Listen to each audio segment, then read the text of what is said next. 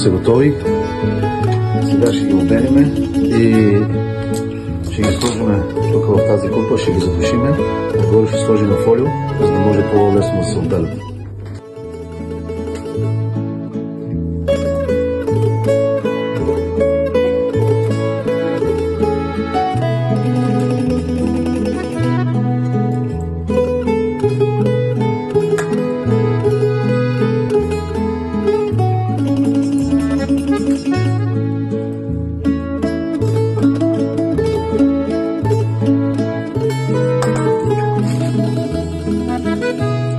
Чушките са готови. Сега ги берем. Слагаме ги в машината за мерене. Вече са готови. Изчакаме, за да може да ги изчистим хубаво от семената. И чушките, те са си готови. Чистваме ги от семената хубаво. Слагаме ги в машината за мелене и пускаме машината да работи.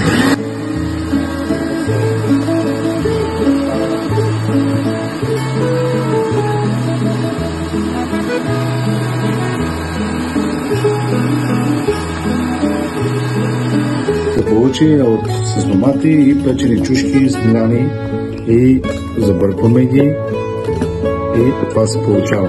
Сега ще слагаме в една тенджерка, една голяма тенджера, ще слагаме на кухона и ще сипваме олио. Сипваме олио.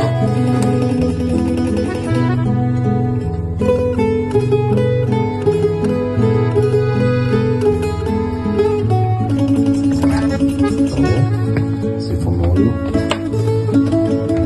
После този сос ще го сипваме като нагрее олиото, ще го сипаме в тенджерата и ще бъркаме, докато се получи страхотна лутеница. Домашна, уникална. Сипваме доматения сос и печените чушки в тенджерата с нагретото олио.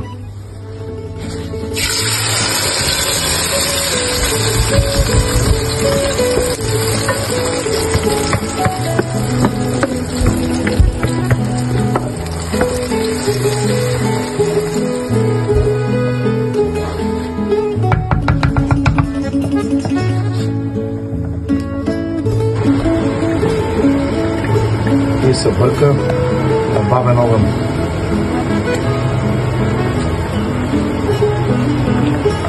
Докато не се сгъсти. И се разбира, когато е готова, когато остана повече, става гъста и почва да се лепи на самата лъжица, но виждаме, че още не е.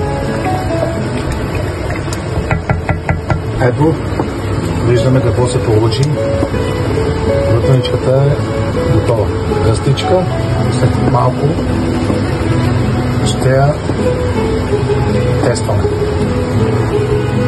Така, и сега ще пробваме лутеничката. Виждаме какво се получи.